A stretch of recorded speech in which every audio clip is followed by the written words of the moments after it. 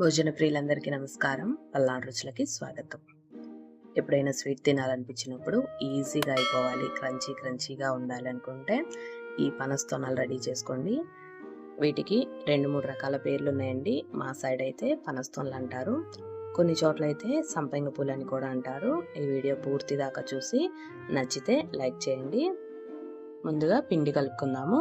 ఒక వెడల్పాటి ప్లేట్ కానీ బేషన్ కానీ తీసుకొని 1 కప్పు వరకు మైదా పిండి, 1 కప్పు వరకు గోధుమ పిండి వేసుకొని కలిపేసుకోవాలి.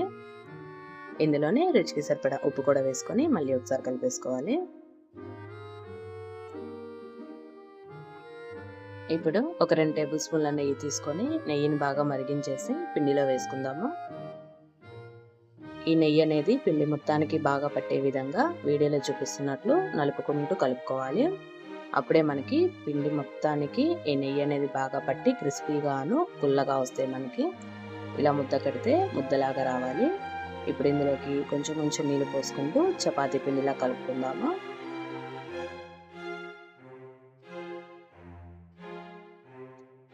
ఇలాగా పిండి మొత్తాన్ని కలిపేసుకుందాము. ఇలా కలిపేసుకున్న పిండిని కనీసం 15 నిమిషాలు పక్కన నానబెట్టేసుకోవాలి. ఇప్పుడు పాకం కోసము ఒక ప్యాన్ తీసుకొని 1 కప్పు వరకు షుగర్ వేసుకోవాలి. అందులోనే 1/2 కప్పు వరకు నీళ్ళు పోసుకొని స్టవ్ ఆన్ చేసి పొయ్యి మీద పెట్టుకున్నాము. పంచదార అంతా పూర్తిగా కరిగి లేత తీగ పాకం వచ్చేదాకా మరిగించుకోవాలి.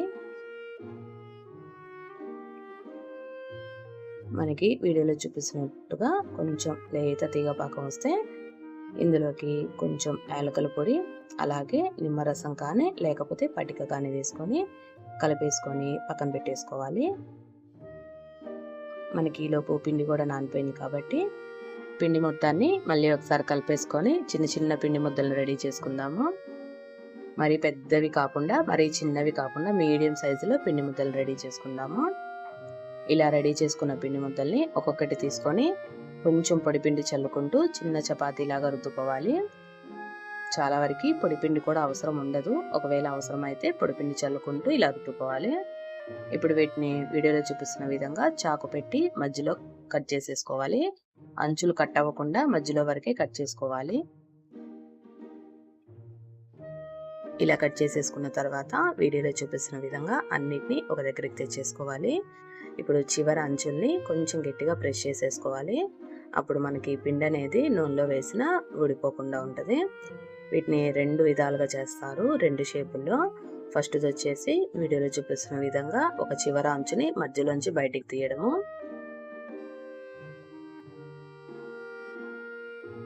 ఇలాగా చేసుకోవచ్చు.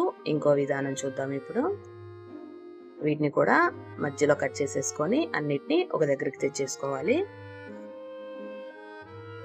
అంచులు ఊడిపోకుండా వీటికి కూడా అటు చివర ఇటు చివర కొంచెం గట్టిగా ప్రెస్ చేసేసుకోవాలి.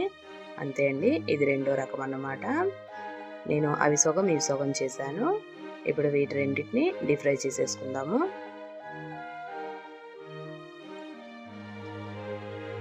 ఆయిల్ బాగా హీట్ అయిన తర్వాత ఒక్కొక్కటిగా వేసుకొని వేయించేసుకోవాలి. మనం తీసుకునే బాండీ సైజుని బట్టి వాటిలో పట్టినన్ని వేసుకోవాలి. ఇవి కొంచెం పొడుగ్గా ఉంటాయి కాబట్టి మ్యాక్సిమం 3-4 అయితే సరిపోతాయి చిన్న బండిలు అయితే. ఇలా ఒకవైపు వేగిపోయిన తర్వాత రెండో వైపుకు తిప్పుకుంటూ వేయించుకోవాలి. ఇలా వేగిపోయినాయి కదా, వీటిని బయటికి తీసేసుకుందాము.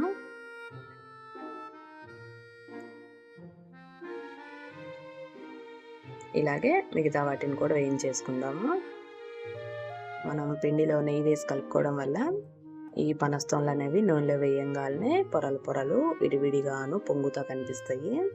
ఇవి అచ్చం ఇప్పుడు చూడడానికి మన పనసకాయ లోపల ఉన్న పనస్తోనల్లా కనిపిస్తాయి.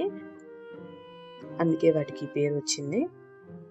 ఇలాగా అన్నిటిని వేయించేసుకున్న తర్వాత పాకంలో ఒక్కొక్కటిగా వేసుకొని పాకంలో మునిగే విధంగా ఒక 2 నిమిషాలు ఉంచేసి బయటికి తీసేసుకోవాలి.